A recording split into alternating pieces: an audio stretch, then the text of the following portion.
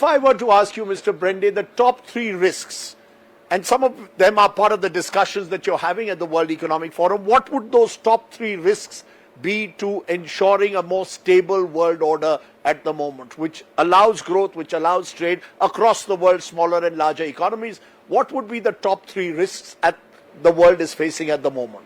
If we were to say 1, 2, 3. I think I already touched on the biggest risk that is not very likely, but with huge potential impact. It's like if the Iranian situation had escalated and got out of control, it could have affected the whole Gulf region that is also extremely important for oil and gas. So war is escalating, and with the big powers on different sides, that is the biggest risk, but hopefully not happening.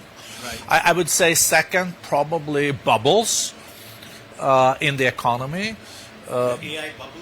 There can be like AI bubble, it can be a crypto bubble, there can also be a debt bubble because we are more indebted than any other time since 1945. So many countries have as their biggest expenditure on their state budget is paying on the interest.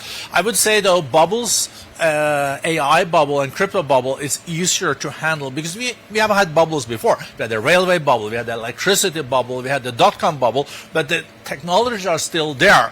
But the debt thing is more affecting the financial system. So that's why we really need a lot of growth moving forward to grow out of it. I would say the third one are like the black swans, like future pandemics. It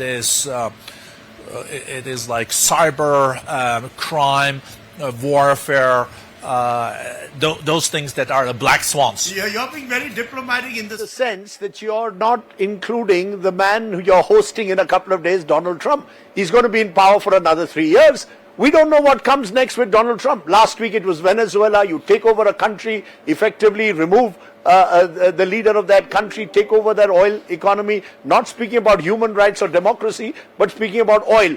Do you feel that Donald Trump is one of the global risks that the world runs, this Trumpian world order, where we don't know what tomorrow will bring? You become very Trump-focused, huh? Well, I can see all eyes even in Davos. The very fact that Donald Trump has created such a buzz that he's coming here. I mentioned the fact that you've also got, interestingly, Mr. Borge, you've got the Iranian foreign minister coming here. So you've been careful to balance, in a sense, spheres of influence. Or itself.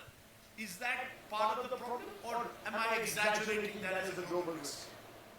So the U.S. president is a fact, yes, and he will be there in the years to come. But in Davos, you know, we also have a lot of other key players. We have, for the first time, the Syrian president. We have President Sisi from Egypt. We have practically 6 out of 7 G7 leaders. But it's true that Donald Trump also attracts a lot of media attention. I think one has to deal with the U.S. administration case by case, and then I think it's totally possible to have a dialogue. I mentioned India-US. I think is going to be solved. I think they're going to find ways also on the tariffs and Greenland. I think we're going to make progress even on, hopefully on Ukraine and Gaza during this week. So I think we just have to be used to a lot of noise, and then we have to look at it in a systemic way. What can we still do in like a totally different context than we used to operate in?